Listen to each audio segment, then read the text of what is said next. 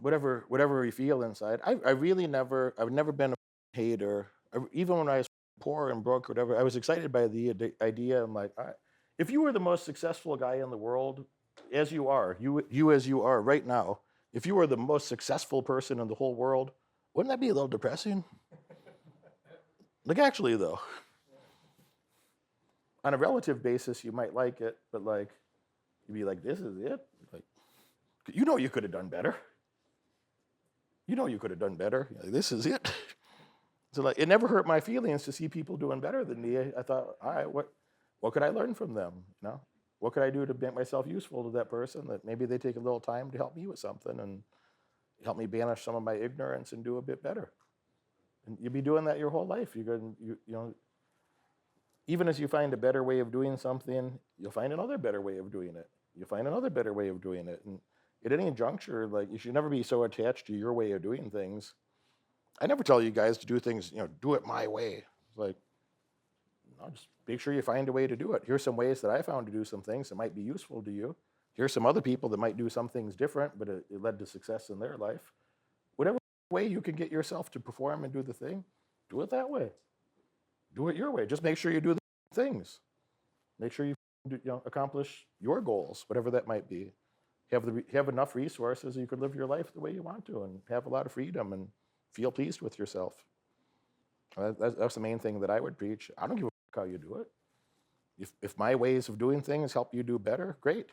But I'd throw my current ways away. If I could find a better way, I'd immediately say like, oh, I found a better way.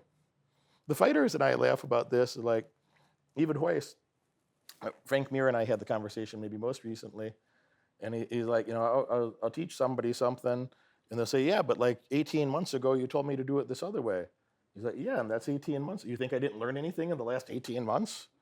Like, yeah, that's a good way of doing it too. I think this is even better because this, and that. And he's always able to explain something in detail of like why he thinks the new way is better. But people will criticize you for that even if you say, I like to do it this way. And people hear, if the public hears that, and then you find a better way to do it, they'll criticize you. No, but you said do it this other way before. Yeah, and I found a better way. So you were wrong? No, that's just the best way I found to do it at that time. You could have won a world championship doing it the old way. You could have been world champion doing it the old way, but now you found a better way. And they say, you were wrong before. Well, you were right enough to be. That's how people are, man. So I'd like to take that moment just to share those couple things that like you're gonna f things up, you're gonna do things wrong. You could have a lot of success without being perfect. You can make a lot of progress, and you'll never be perfect. But people are going to judge you, and you have to be a little tough and all right. Like if this person, if the person could do better than me, they would.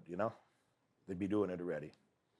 And usually those comments come from somebody that they're a critic, not a doer, and critics don't get paid too much. A critic's life isn't so valuable. They don't do too much. So try to be very tolerant when you hear those tulip poppy moments or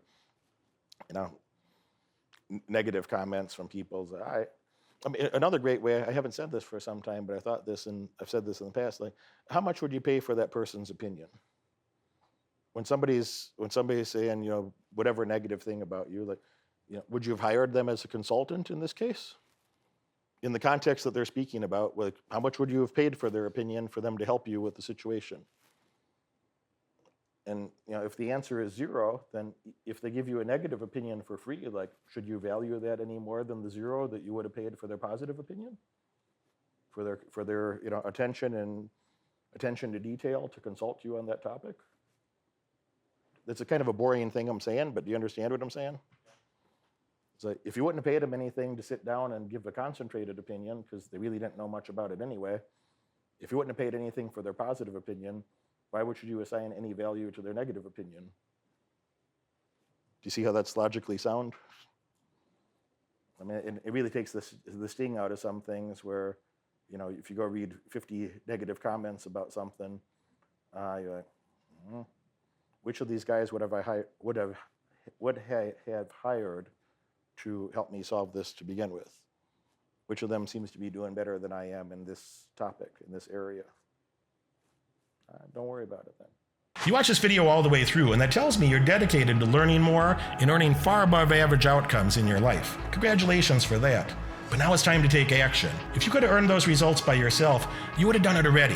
My head coach has opened up a few spots on his high-demand calendar for an in-person, one-on-one strategy session to help you. On this call, we'll give you the pragmatic advice that you can implement tonight to get laser-focused on the right metrics and leave mediocrity far behind in your past. Click that link right now in the description below and apply for your call immediately. Do it now.